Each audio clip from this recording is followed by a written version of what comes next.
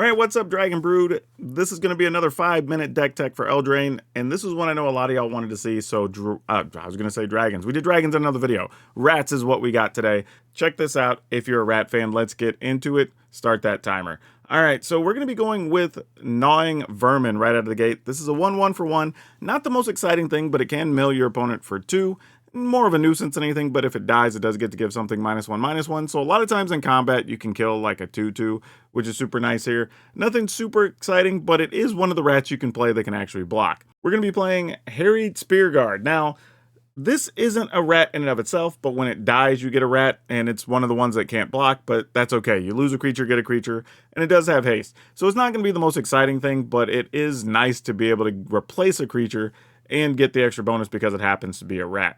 Now, this is where we're going to get kind of crazy because we are going to be going into 3 colors so we can play Silver Fur Master. And I believe this is going to be the only blue card in our list, but because we have so many rats that people are just going to let through, there's a good chance you're going to be able to just ninjutsu this into play, which is pretty sweet.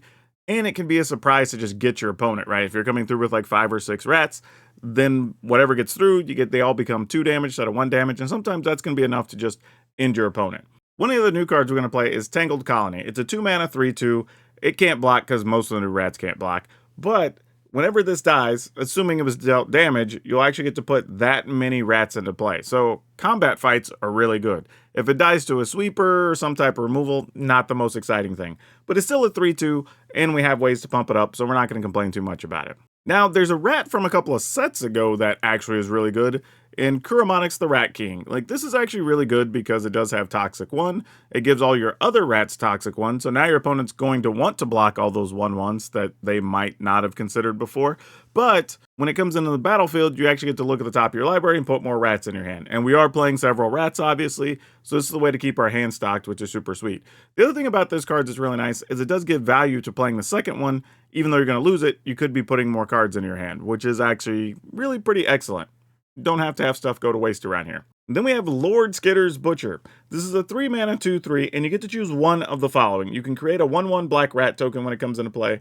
You can sacrifice another creature and then scry 2 and draw a card, which is pretty good because you could possibly see 3 cards if you need to, but you're at least getting value over what your top card is, which is super nice. And then you can just give everything Menace. And again, if we've gone wide, making all these rat tokens, this is pretty nice because now your opponent needs 2 creatures for every 1 that you have. And, of course, since this set had a bunch of rats, we are still playing more new rats here. A 3-mana 3/3, which we like, sizable body there. When it enters the battlefield, under your control, exile up to 1 target card from opponent's graveyard. So whenever you have a rat come into play, you get to remove something from your opponent's graveyard. Then at the beginning of combat, you make another 1/1 rat. So another way to just keep adding to the board and going wide.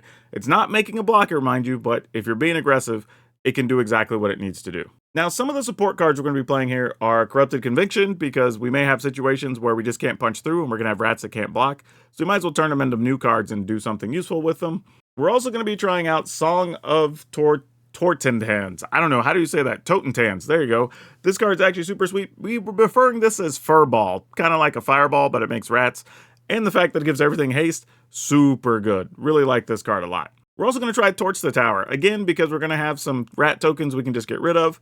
This will give us a 3 damage thing that we can actually scry, get better value, and just exile stuff, which is super sweet. And then, in addition to a couple more removal cards, we're just going to round this out with War Host Frenzy. This is a card that actually gives all of your creatures +2/+0, and then if it was kicked, when creatures you die this turn, you actually get to draw a card. So if your opponent's blocking some of these things so they don't die, you do get to refuel your hand. So the cool part about this deck is it has lots of ways to keep drawing cards, keep your hand stocked. You can be very aggressive, and you have a fireball off the top that you can win with. So love this. If you're a rat fan, rats might actually be able to do it. If you want the full deck list, it'll be in the description below. You can just follow the link. Or if you want to see me play this, check me out during the streamer event on Thursday. I'll be streaming on YouTube in the morning, Twitch in the evening. But yeah, rat fans, good luck.